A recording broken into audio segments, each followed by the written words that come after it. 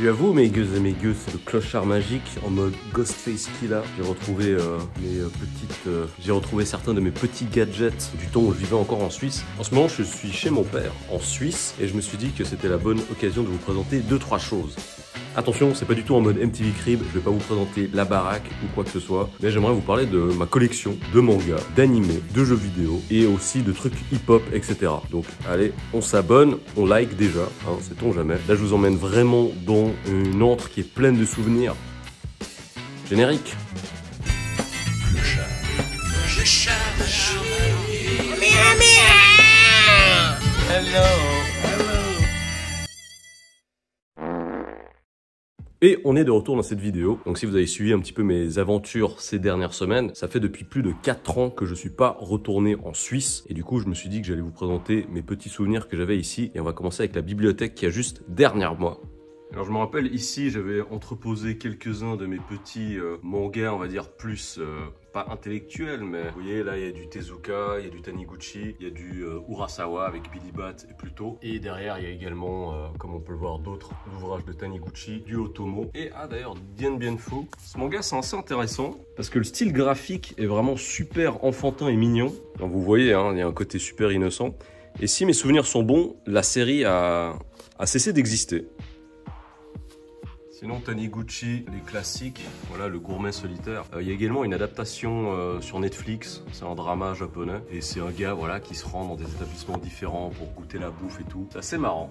Le cas particulier, c'est que Taniguchi, il a jamais vraiment connu un gros succès mainstream au Japon. Enfin, attention, je dis pas qu'il a pas de succès au Japon, mais j'ai surtout l'impression que c'est un peu les gens en Occident qui se connaissent pas forcément en manga, qui aiment surtout ce qu'il fait. Et d'ailleurs, Quartier Lointain, vous voyez là, il y a l'intégrale de Quartier Lointain, Le Journal de mon père, Un zoo en hiver. Il y a eu une adaptation dans un théâtre à Genève de ce manga. Et c'était vraiment hyper intéressant de voir à quel point est-ce que l'œuvre de Taniguchi était appréciée du monde occidental. Autre mangaka très apprécié en Occident, évidemment c'est Urasawa, donc là il y a tous les 20th Century Boys, j'ai tous les monsters aussi. Qu'est-ce qu'il y a un petit peu plus haut? Ah putain, j'ai les Bastards là, donc de Kazushi Hagiwara, je crois que ça c'est les derniers que j'ai achetés. Donc Bastard, le truc assez particulier c'est que ce manga, je sais pas si c'est du génie ou du grand n'importe quoi. C'est vraiment de ce qu'on appelle de la dark fantasy, au même titre que Berserk en fait. Et le style graphique est hyper beau dans les derniers volumes. Et c'est vrai que si on compare avec les tout premiers volumes, enfin là je prends déjà le 6, c'est déjà quand même assez avancé. Enfin voilà, c'est un style visuel qui est vraiment très 90s, fin des années 80. Enfin ça se voit vraiment avec les trames, l'ancrage et le trait un petit peu tremblant. Et une des caractéristiques du manga, c'est qu'en fait les traits ont eu tendance à devenir de plus en plus clairs et précis. Et c'est la même chose pour beaucoup de mangas de l'époque, hein. Vous prenez également Berserk, qui a eu également beaucoup de ça. Et le problème de Bastard, c'est que ça se finira certainement jamais, parce que le mangaka a décidé de redessiner tout depuis le début. Donc ça, je vous le dis, j'avais commencé avec le volume 17 à l'époque, si je me rappelle bien. Ouais, j'avais commencé avec ce volume-là. J'étais au lycée, genre en 2001 ou 2002. Faites le calcul, ça fait depuis 22 ans en gros, quoi. Bon, évidemment, il y a du Berserk aussi, rien de spécial sous le soleil. Ensuite, qu'est-ce qu'on a? Il y a également des numéros en japonais. L'attaque des titans, alors ça c'est Before the Fall. C'est un espèce de préquel de l'attaque des titans classique. Il y a également le petit spin-off avec la jeunesse de Levi, je sais pas comment dire. C'est pas mal, si on veut connaître un petit peu le lore. Sinon, là, Heads, qui est un manga très court, en seulement 4 volumes. C'est une histoire assez sympa aussi, vraiment en mode seinen, un peu sombre. Évidemment, là, j'ai l'intégrale de l'attaque des titans, enfin en tout cas jusqu'à ce qui était sorti. Et la chance que j'ai eue, c'est j'ai l'intégrale. Ah, ça j'ai aussi le cheminot là, qui est aussi un très très beau manga, un one shot. Et petite parenthèse, j'ai une amie japonaise qui sortait justement avec Hideo Yamamoto. Parce qu'au Homunculus, ça se passe beaucoup à Kabukicho et cette amie à l'époque, elle travaillait à Kabukicho. Et voilà, ce qui fait qu'elle m'a dit un petit peu sa façon de travailler, comment est-ce qu'il faisait ses dessins, etc. etc. Donc super intéressant. Ouais, ça, c'est une chaussure de bébé de mon frère qui est encore là. Ensuite, là, il y a le Kamea Magazine. Kamea Magazine qui était édité par Glénat. Et en fait, c'était un recueil un petit peu de prépublication du genre un peu weekly, Shonen Jump d'une certaine manière. Et c'est comme ça que j'ai découvert pas mal de mangas trop bien, comme Striker Eke Spriggan. Donc c'est l'un de mes mangas de l'époque préférée. Moi j'avais réussi à choper les versions reliées parce que c'était là, je crois qu'il y a 2 numéros dedans en fait. Il y a 2 ou 3 numéros qui sont compilés ensemble. Et d'ailleurs, il n'y a pas longtemps, Spriggan a eu droit à une adaptation sur Netflix. Qui est plutôt honnête, on va dire. Je regrette juste que ça correspond pas vraiment au style visuel auquel j'avais eu l'habitude à l'époque. Parce qu'il y a également une adaptation animée qui a été faite par Katsuri Otomo de Spriggan, qui est sortie en 1998, qui est vraiment cool. Moi, c'est vraiment l'un de mes mangas d'enfance préférés, avec tous les trucs de Masamune Shirow, les Appleseed, etc., qui étaient également dans Kamea Magazine. Donc quand je vous disais ça, c'est vieux, hein, c'est genre 1995. Par ailleurs, en parlant des trucs vieux, la première fois que j'ai entendu parler de Berserk, c'était en 1995 également, parce que le manga n'était pas édité chez Glénat à l'époque, il était édité chez Samurai. Je me rappelle bien parce que c'était le premier volume qui était sorti chez Samurai. Autrement, on retrouve pas mal de livres un petit peu en relation avec le Japon que j'avais pu lire. Ça par exemple, le Vrai Monde, c'est vraiment un cool bouquin. Il y a aussi des livres de réal politique, des livres de philosophes. Ce livre est vachement bien par ailleurs. Il est vraiment... Ah non, c'est pas celui-là. C'est un autre, mais il y a vraiment beaucoup... Ah voilà, c'est celui-là. Penseur japonais. Ce livre, il est vraiment hyper intéressant si tu veux comprendre un petit peu l'esprit japonais. Oula, qu'est-ce que c'est que ça? Ah ouais, d'accord. Bon, bah, je sais pas pourquoi je l'ai mis là. Sinon, ça c'est quoi? Ça c'est un pote du Golden Guy qui me l'avait offert, le patron du bar Liumin, qui m'avait offert ce recueil de poèmes de Antonio Inoki, qui était un ancien catcheur. Donc voilà, on le retrouvait souvent dans des mangas du type Noritaka à l'époque. Et voilà, il a fait un ouvrage de poèmes. Et ça, c'est quoi? Ah, ça c'est un gars que j'avais rencontré dans un bar, c'est un photographe. Et c'est son recueil de photos qui est vraiment cool. Voilà, ça c'est quelque chose que j'aime bien au Japon. C'est que quand tu sors et que tu vas dans des bars et tout, tu rencontres tout le temps des gens intéressants, passionnés. Et là, il y a mes autres Kamea Magazine aussi. Putain, il y en a vraiment une pétée, quoi. Bon, maintenant, je vous emmène dans ma chambre, où ce qui m'a servi un petit peu de campement de base pendant plusieurs années. Au passage, regardez le jeune Toine. J'avais quoi? J'avais 3 ans, là, je crois. Déjà si beau gosse, avec mes petites dents de lapin. Oh, putain. Ça, c'est ma première tablette bambou achetée en 2007. Et d'ailleurs, c'est toujours la même que j'utilise. Donc ça fait bel et bien depuis une quinzaine d'années que j'utilise cette tablette. Et voilà, Wacom, c'est une marque japonaise de tablettes graphiques. Et j'avais payé ça combien à l'époque? Ah ouais, c'était cher. Ouais, j'avais payé ça 260 € au bas mot. Et c'est vraiment... Ah non, en fait, acheté en 2008. Donc ça fait 15 ans. Voilà, ça fait 15 ans que j'ai cette tablette. Et ça coûtait hyper cher. Bon, là, c'est un petit peu ma chambre chez mon père. Donc c'est vraiment l'endroit qui m'a servi de repère. Bon, là, il y a ma femme qui est encore sous la couette. C'est vraiment l'endroit qui... Coucou. You can say hello. Voilà, c'est gentil. Et c'est vraiment l'endroit qui m'a servi de base pendant toutes les périodes durant lesquelles je voyageais. J'ai aussi plein de mangas, donc j'ai quasiment l'intégrale de Dragon Ball en japonais de dispo. Enfin, vous voyez là, il y a pas mal de numéros et tout. Et je crois que le premier que j'ai eu, ah bah c'est celui-là. Le premier Dragon Ball que j'ai acheté, c'était celui-là. C'est l'Arc Cell. Et attendez, est-ce que j'ai encore écrit un petit truc avec ma fameuse patte? Enfin, vous voyez, c'est la baston avec Cell. Ah ouais, pareil. Toine Nguyen, 10 ans. Donc, ouais, 1994 aussi, quoi. Et c'est assez marrant parce que maintenant, à l'heure actuelle, je me considérerais plus forcément comme un fan de manga, même si oui, je dessine dans un style manga et tout. Mais là, je me rends vraiment compte que dans le délire manga, j'étais dedans, mais très tôt, quoi. Et même, entre guillemets, pionnier, tu vois, parce que maintenant, les gens, je sais, les plus jeunes, s'il y en a qui regardent cette vidéo, vous chopez les scans, vous avez tout gratuitement. Mais nous, à cette époque, t'imagines, moi, je suis un gamin de 10 ans, soit vraiment, faut que ce soit ton anniversaire, ou que t'aies pu mettre 10 balles, 15 balles, 20 balles de côté pour te faire plaisir. Donc c'était vraiment quelque chose, tu devais être patient ou tu devais bosser pour. Sinon, je vois que là, ça c'est mes deux 3DS. Donc j'ai une 3DS version américaine et une 3DS version européenne. Pour la simple et bonne raison qu'elles sont zonées. Et j'y ai jamais touché, j'y ai jamais joué en fait. Par contre, là j'ai la Nintendo DS, qui est en fait la Nintendo DS de mon frère, à laquelle j'ai beaucoup joué. Vraiment une très bonne console. Qu'est-ce qu'on a d'autre ici? Ah Ladyboy versus Yakuza, ça c'était un pote qui m'avait fait cadeau, genre du premier et du deuxième volume. Il m'a dit, c'est quoi, regarde, et tu me dis si ça te plaît. J'ai trop kiffé, c'est vraiment dans un délire what the fuck. Un Yakuza à la base, il subit une opération et il se retrouve dans un corps de meuf, abandonné, seul sur une île, avec plein de dégénérés mentaux qui veulent juste le pécho, quoi. Et qu'est-ce que j'ai derrière? Ah, j'ai des mangas d'Evangelion. Là, vous voyez, ah, c'est la première édition qui était sortie chez Glénat. Je sais pas si c'est encore en cours de parution. Et là, il y a un petit peu les spin-offs, vous voyez, Iron Maiden 2, etc., etc. Donc, si vous le savez pas, en fait, je suis un énorme fan d'Evangelion depuis toujours. C'est de loin animé, tout préféré, quoi.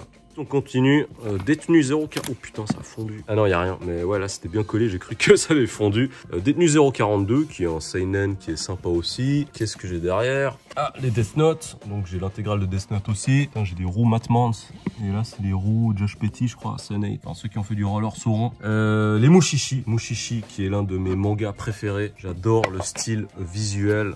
C'est vraiment très poétique aussi au niveau de l'histoire et tout. Ça, vraiment, je vous conseille. Je sais qu'il y a un animé. J'ai jamais regardé l'animé. Je crois que c'est un peu lent. Et ça vaut peut-être plus la peine de lire le manga. Qu'est-ce qu'il y a dans cette boîte? Des CD de rap, du rap français. Je vois qu'il y a du Nizé. Oh putain, section d'assaut. 7 Gecko, Salif, Rof, AP du 113. Je reviendrai sur ma collection d'albums de hip-hop, vous inquiétez pas. C'est juste que là, je commence un peu avec tout ce qui est manga, etc., etc. C'est marrant, on a tous ce côté collectionneur, on a une attache personnelle aux choses. Et c'est aussi la raison pour laquelle est-ce que je vous présente un petit peu tout ce que j'ai là. Continuons. Bah, c'est un tableau avec des tubs. Voilà. Qu'il a dessiné lui-même. Ah, mais je me rappelle pourquoi. C'est la tub infinie. Alors, je vous explique, parce qu'il y a un lore autour de la tub infinie. C'est que quand j'étais petit, donc vraiment, genre, j'étais au collège, un de mes potes, il avait chopé une caméra. Et en fait, on l'a branché à la télé. Et je sais pas si vous savez, quand tu filmes l'écran de ta télé avec la caméra, ça te fait un écran à l'infini. Et ce qu'on avait fait, c'est que on avait filmé ma tub, et puis avec l'effet de caméra, l'écran, ça avait fait une tub infinie. D'où la création de ce tableau. Putain, on a vraiment un problème. Si vous n'avez pas vu ma vidéo Tokyo Vibe avec Winnie Sensei, on se rend dans un bar de Kabukicho, un bar secret, où il y a un de mes potes qui chante pour ceux de la Mafia Quinfri. Bah c'est lui en fait. Et bah voilà, vous voyez, il est dans le quartier depuis toujours, hein, là c'est 2008. Un autre ouvrage du Golden Guy, ça c'est sur les accompagnements au niveau de la bouffe, les Otsumami, et c'est un livre de recettes. Voilà, donc c'est vraiment pour vous dire à quel point est-ce que j'ai une attache très forte avec ce quartier, que j'ai vraiment retourné dans tous les sens, au point de littéralement me marier avec. Donc voilà. C'est vrai que je connais littéralement tout le monde là-bas et que quasi tout le monde me connaît. Bref, revenons-en au manga. C'est un manga de Rando Ayamine, si je m'en rappelle bien. Ouais, Rando Ayamine. Et Rando Ayamine, c'était l'un des assistants de Toru Fujisawa, qui a fait GTO. Voilà. Et j'aimais bien Get Backer à un moment, genre fin du lycée, début de l'uni, je crois. Et je vous raconterai une histoire, mais il m'était arrivé, je m'étais déguisé en Ban une fois à une soirée. Donc Ban, l'un des personnages principaux du manga. Et je m'étais battu en Ban et j'avais fracassé un mec. Donc j'en reparlerai à l'occasion parce que c'est une histoire assez rigolote. Mais souvent quand je fais un cosplay, ça part en baston. Donc quoi d'autre? Je mentionnais Fujisawa avant, GTO, et là il y a tous les trucs de GTO en rapport, donc il y a Kamen Teacher, Toko, enfin c'est pas en rapport avec le lore de GTO, mais Prosy Prose, ouais donc là c'est vraiment tout Monsieur Fujisawa, comme vous l'avez vu il y a aussi l'édition japonaise de, bah, comme on peut le voir derrière, la deuxième couche c'est donc Young GTO, donc Shonan Junaegumi, et en fait GTO j'aime beaucoup, parce que comme vous le savez ça fait maintenant depuis plus de 5 ans que je bosse comme prof au Japon. Et même si c'est un manga qui date un petit peu, hein, ça a quand même une vingtaine d'années, plus d'une vingtaine d'années. Putain, il y a vraiment beaucoup de trucs. Hein. Il y a vraiment une chier de machin. Allez, on va passer un petit peu aux jeux vidéo. J'ai d'autres mangas encore en bas. Je sais que j'ai l'intégrale des Ranma. Ouais, ça fait beaucoup. Et il y en a encore qui sont chez mon frère également. Voilà, c'est un peu le bordel. Hey, qu'est-ce que je vois ici? Là, oh merde. La potion Final Fantasy XII. Donc quand Final Fantasy XII était sorti au Japon, ben voilà, il y avait des potions magiques qui pouvaient vraiment se boire. Hein, donc voilà, j'ai l'une des potions. Et dedans, c'était offert avec une cardasse, une carte. Bon là, c'est que des CD de rap. Hein, là, je vois du Redman, je vois du Busta Rhymes, je vois du DMX au fond. Tous les J, donc Jay-Z, Joe Budden. Et je sais pas si vous avez vu la vidéo dans laquelle je parlais de ma rencontre avec Yasunori Mitsuda, qui est donc le compositeur des musiques de Chrono Trigger. Donc voilà, je vous mets le lien, allez voir la vidéo si jamais. Bah en fait, il m'avait signé la copie de ce livre. Comme vous le voyez là, on voit vraiment c'est effacé. Et pourquoi est-ce que c'est effacé? C'est parce que la femme de ménage de mon père, en faisant la poussière, elle donnait des coups de serviette mouillée et au fur et à mesure, après des mois et des mois, elle a fini par effacer la signature. Donc je vous cache pas ma déception quand moi, une fois je suis rentré du Japon, je sais pas quoi, et puis bah, on voit plus rien. Voilà. Bref, là c'est toujours des CD de rap. Attends, vous voyez de la Fouine, du R. Kelly, Notorious Big, Genuine. Là, enfin, vous voyez, hein, j'ai énormément de CD de rap. Ça, c'est des CD d'indie rock. Bah d'ailleurs, intéressant. Passons-en Main Attractions. Ça, c'est un groupe qui est super important. Squad Abby, c'est par ailleurs un artiste avec lequel j'ai très souvent travaillé. Et puis, bah, finalement, ça finit par devenir un ami. Et ce qu'il faut savoir, c'est que ces gens sont à l'origine de ce que vous appelez le cloud rap. J'aimerais bien faire une vidéo à ce sujet, un de ces quatre, parce que je trouve que c'est malheureusement des gens qui n'ont pas le respect et la réussite qu'ils méritent. Mais le cloud rap, ça a vraiment été créé à l'origine par cette scène de rappeurs de la Bay Area en Californie, etc. Et à la base, ça samplait essentiellement des artistes de J-pop, city pop, des musiques de jeux vidéo, dont les musiques de Yasunori Mitsuda, hein, le compositeur des musiques de Chrono Trigger. Et c'est ça l'ADN de base du cloud rap. Mais bon, on reviendra dessus à l'occasion. Aïe aïe aïe, là il y a toute ma collection. Là c'est en mode Harlem, hein, plus Duke Dagod, Dipset, du A$AP Rocky. D'ailleurs, le morceau Fashion Killa, bah, ça a été produit par des connaissances, hein, Friendzone, qui sont donc des artistes qui ont beaucoup travaillé avec Main Attractions et qui sont à l'origine du cloud rap. Je reviendrai dessus, mais voilà, félicitations parce que le morceau Fashion Killa est disque de platine. Bravo. Donc là, évidemment, Dipset, grosse influence, Diplomatic Immunity 1, 2. Là, c'est que les mixtapes. Mais attention, encore une fois, quand je vous dis mixtape, c'est les vrais mixtapes de New York. Mon petit jeans heavy sous, là. Voilà, ça, c'est vraiment les vrais bails, hein, qui étaient... Ça, c'est vraiment les mixtapes originales qui étaient vendus dans la rue à New York. Vous voyez, et tout est là. Et vraiment, c'est la passion. Hein. Quand tu aimes, ben, tu ne comptes pas. Et là, vous voyez, j'ai tous les trucs Dipset, mixtape original également de Joel Santana. Ça aussi, tu vois, genre Final Destination, hosted by K-Slay. Ça, c'est le vrai. Hein. En provenance directe de Harlem, on n'était pas en train de se balader sur Internet à ce moment-là. Bon, voilà, là, c'est Dipset, Harlem. Enfin, même les trucs avec Bado, Jim Jones. Édition limitée, encore Jim Jones. Ça, c'était assez original. Parce que cet album, en fait, c'est une des rares fois où j'ai vu ça. T'as une face DVD et une face CD. Voilà, c'est un disque double face, tout simplement. Jim Jones. Et comme vous pouvez le voir, je prends beaucoup soin de tout ça parce que les gars, c'est de l'amour, hein, c'est de l'investissement et tout. Ah bah par ailleurs, j'en profite pour faire une petite parenthèse des CD au format un petit peu originaux. Ça, vous voyez, c'est un single japonais. C'est single Duvet, qui est donc le thème d'ouverture de Serial Experiments Lane, qui est donc vraiment un morceau incroyable. Et attention, franchement, le boîtier, le packaging est incroyable. Et ça, c'est la taille du disque. C'est vraiment, c'est minuscule. Voilà, avec les paroles et tout. Puis c'est trop bien présenté, c'est trop bien. Tout petit mini disque avec juste un titre dessus. Bref, revenons-en à là. Bon, voilà, il y a du French Montana. Là, c'est vraiment encore Harlem. On descend dans le Bronx, French Montana. J'ai quoi? Du Maino, de Clips, DJ Khaled, DJ K-Slay. Bref, beaucoup de choses. Encore ici, là, j'ai tout ce qui est Wu-Tang. J'ai l'intégrale de Wu-Tang. Ghostface Killah, qui est mon artiste préféré du Wu-Tang. Method Man, Old Dirty Bastard, Jeza, qu'on a déjà vu avant. Et oh, alors ça, bon, ça, c'est Power of the Dollar. C'est un truc qui est jamais sorti officiellement. Donc, moi, en fait, je m'amusais à bidouiller moi-même sur Photoshop des couvertures. Et là, ah, ça, en fait, 50, c'est un artiste vraiment que j'aime beaucoup. Hein. Et ça, c'est le premier projet de 50 Cent que j'ai acheté. Guess Who's Back, sa mixtape. Et je crois que c'est cette mixtape ou ce street CD qui a attiré l'attention d'Eminem. Et en fait, la première fois que j'ai entendu un morceau, c'était Be a Gentleman, où il reprend, là c'est le track numéro 9, où il reprend une top line, une mélodie d'une chanson de Noël Quinry. Et c'était disponible sur un CD de Beef, en fait, d'embrouille. Je crois que c'était des Street Wars. Et c'est comme ça que j'ai découvert 50 à l'époque. Donc bien avant Get Rich, bien avant Eminem, etc. Et je me rappelle que j'écoutais beaucoup Guess Who's Back. J'ai beaucoup écouté. Par la suite, plusieurs mois plus tard, ou peut-être une année plus tard, je sais plus exactement, est sorti cet immense classique. Voilà, donc moi j'aime beaucoup 50, j'aime beaucoup Lloyd Banks, le G-Unit. Bon là il y a quand même du Ja Rule, hein. Voilà. Et bon là sur la table c'est des cartons, c'est un peu des trucs de jeux vidéo. Hein, tu vois, 13 of Cold Steel 3, c'est le pack limité. Là aussi tu vois, là c'est quoi? Kingdom Hearts 3, premium édition limitée. Octopath Traveler, édition limitée, j'en sais rien. Qu'est-ce que c'est que ça? Ah, c'est Zelda Zelda Game Boy pour la Switch, édition spéciale aussi. Ah, Dragon Quest 9. Il est incroyable ce jeu, j'ai vraiment adoré. Valkyria Chronicles 4. Putain, mais... vraiment un gogolito de dépenser autant de thunes pour tous ces trucs. Hein.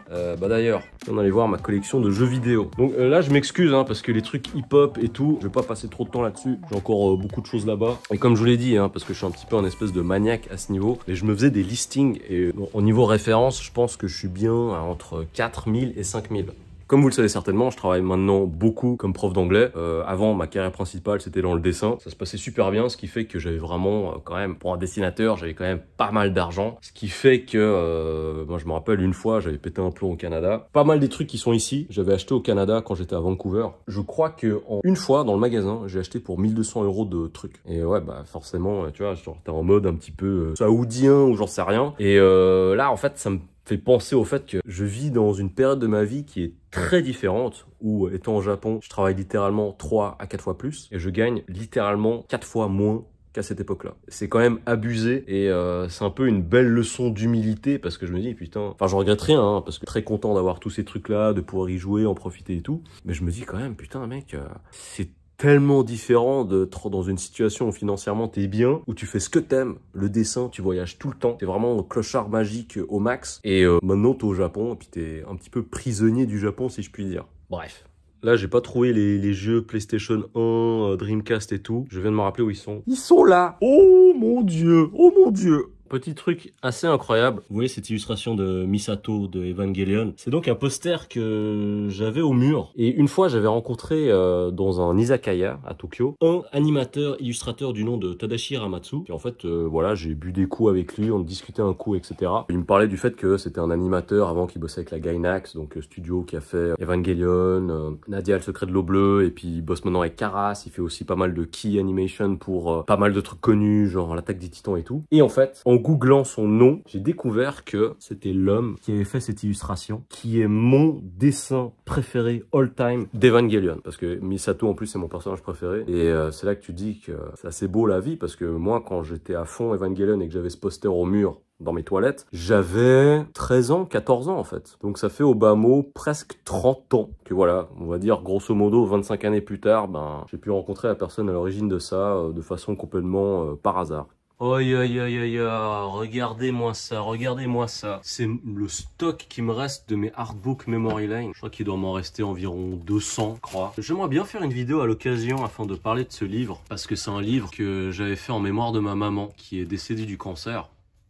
Ouais, autre point important niveau collection, c'est beaucoup les BD franco-belges. Donc moi j'ai beaucoup grandi en lisant des trucs de chez Dupuis, Benoît Brisefer, les Schtroumpfs. Attendez, ouh attendez, ça c'est incroyable. Parce que là, vous voyez ces ouvrages, voilà, le dossier des soucoupes volantes. C'est des livres qui m'ont fait cauchemarder quand j'étais petit. Et j'ai découvert un truc super intéressant par la suite qui est relié à Evangelion. Et ces albums, ils m'ont vraiment traumatisé quand j'étais petit, donc c'est vraiment des trucs que je lis depuis que je suis né. Hein. D'ailleurs, j'ai essayé de les retrouver sur internet, mais c'est introuvable. Là, c'est vraiment des éditions physiques rarissimes. Et étant un grand fan d'Evangelion, eh ben, il se trouve que le deuxième ange qui apparaît dans l'animé, il est inspiré de cet extraterrestre. Vous voyez, et c'est juste qu'ils l'ont mis dans une position couchée et flottante, mais c'est ça qui est l'inspiration de cet ange dans Evangelion. Donc je voulais juste faire une petite parenthèse par rapport à ça, parce que ça m'avait beaucoup choqué et marqué dans Evangelion, et il se trouvait que quand je lisais les analyses et d'où venaient les inspirations, et que bah voilà, ça vient de lui. Voilà, et c'est, putain, c'est ouf, parce que ça, mais j'y ai pas touché depuis, je sais pas, peut-être vingtaine d'années, quoi. Et là, vous voyez, on a vraiment gardé tous les Mickey Parades de l'époque. Ça, c'était des Mickey Parades qui datent du début des années 80, quoi. Ouh, ça me fait un petit peu bizarre de retomber tous ces trucs qui ont vraiment marqué mon enfance, les Mickey Parades et tout. D'avoir tout ça, parce que j'ai beaucoup grandi avec les BD franco-belges, hein, comme je vous ai dit. D'autant plus que les bandes dessinées qu'il y a ici, c'est des trucs que mon père lisait déjà quand il était genre étudiant à l'université. Donc là, il y a vraiment des trucs qui datent de 1970, 1975, etc. et qui sont encore là. Et ce qui est trop beau, c'est que mon frère, quand il vient avec ses enfants ici, eh ben, il se pose et il lit ses BD. Donc il faut faire un petit peu attention parce qu'il y a vraiment des BD qui sont même encore plus âgés que moi, hein, qui ont genre 50 ans limite. Mais il y a vraiment ce côté partage et transmission que je trouve cool. Et bah, comme tu vois, Moi, mon père, il m'avait transmis cet amour pour la BD franco-belge et l'amour des images, etc. Puis en fait, ça continue. Bon franchement, je m'attendais pas du tout à retomber sur autant de trucs de mon enfance, de trucs de quand j'étais gamin. D'ailleurs, regardez là, je me pose vite fait, j'ouvre cette boîte et je tombe là-dessus. Incroyable, ça c'est des souvenirs. Aïe aïe aïe aïe, je tombe là-dessus. Ça c'était le jeu original qui était donné avec la Super Nintendo. Et il y avait pas de boîte en fait. Et je suis tellement sur le cul de voir que tout est encore là quoi. Bon là en plus je vous ai pas tout montré, il y a encore des trucs en bas dans les sous-sols et tout. Mais ouais bah écoutez, je sais pas si cette vidéo vous intéressait, mais pour moi ça m'a donné l'occasion de vous présenter un petit peu plus qu'est-ce qui m'a inspiré, qu'est-ce qui m'a vraiment motivé à faire ce que je fais. Enfin vous voyez un peu ce mix geek, otak, / fan de hip-hop et tout. Je vous avoue j'ai pas insisté sur le hip-hop parce que j'ai beaucoup plus de trucs dans le rap et surtout que je me considère plus comme un fan de rap que comme un fan de manga et de jeux vidéo à proprement parler. Et voilà, en tout cas, dites-moi ce que vous en pensez. Est-ce que vous aussi, vous collectionnez quelque chose ou est-ce qu'il y a un objet qui vous rappelle des souvenirs, des moments forts en particulier? N'hésitez pas à me le dire dans les commentaires. Et n'oubliez pas, comme toujours, abonnez-vous, likez la vidéo, lâchez un com, dites un petit peu n'importe quoi. Mais voilà, en tout cas, moi, ça m'a fait super plaisir de se faire ce petit trip vers le passé et vous présenter un petit peu d'où je viens. Voilà. Prenez soin de vous, ciao ciao.